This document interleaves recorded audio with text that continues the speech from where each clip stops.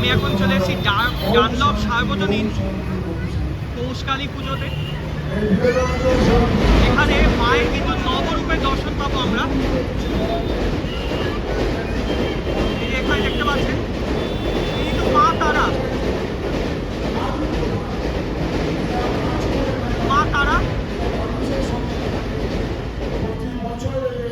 মা বগলামুখী।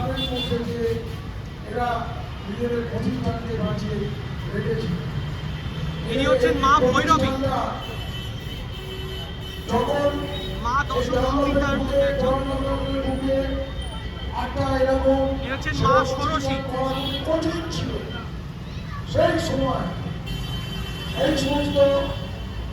এখানে ছোট শিবলিঙ্গ দেখতে পাচ্ছেন এবং আরো অনেকে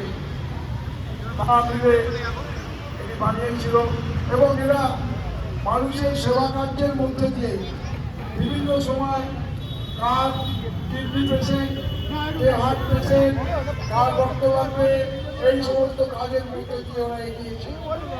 এবং প্রতি বছর 10 বছর ধরে ওরা এই পৌষকালীর পুজো করছে। এই কালীর সাধনা করা একটা শক্তির সাধনা। এই শক্তি না থাকলে আমরা কোনো কাজই করতে পারি না। তাই আমি এদেরকে আরো শক্তিধর হতে আহ্বান করছি, উজ্জীবিত করছি প্রতিটা মানুষকে যে এই বিবেকানন্দ সেবা প্রতিষ্ঠানের মধ্যে দিয়ে আপনারা চলুন। প্রতি বছর 2 জানুয়ারি এরা পদযাত্রা করে এখান থেকে স্মৃতি পৌঁছায়।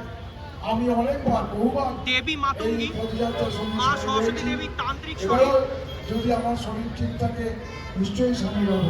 সকলকে নমস্কার জানিয়ে এবং সেবা প্রতিষ্ঠানের আগামী কর্মপদ্ধতি এবং তাদের মঙ্গল কামনা করে আমার ক্ষুদ্র বক্তব্য শেষ করছি।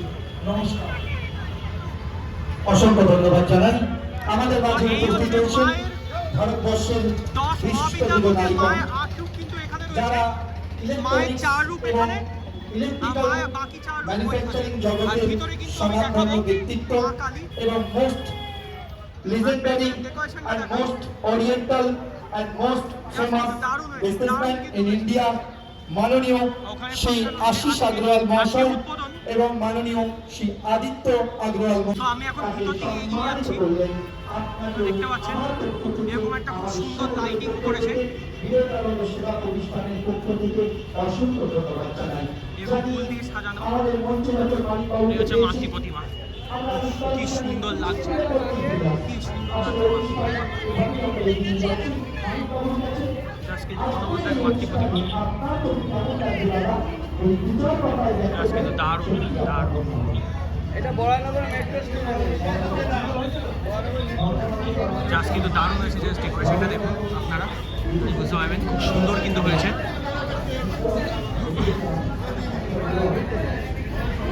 বাহ, শান্ত স্নিগ্ধ মায়ের রূপ দারুণ লাগছে কিন্তু।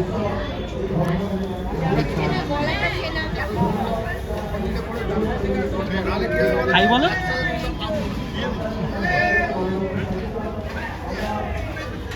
দারুণ হয়েছে, খুব সুন্দর হয়েছে। মায়ের রূপের দর্শন করলাম আমরা, দারুণ লাগছে। এখন কিন্তু সামনাসামনি এসে গেছি একদম, জাস্ট কিন্তু সুন্দর হয়েছে ডেকোরেশনটা দেখুন। মায়ের একটা শান্ত স্নিগ্ধ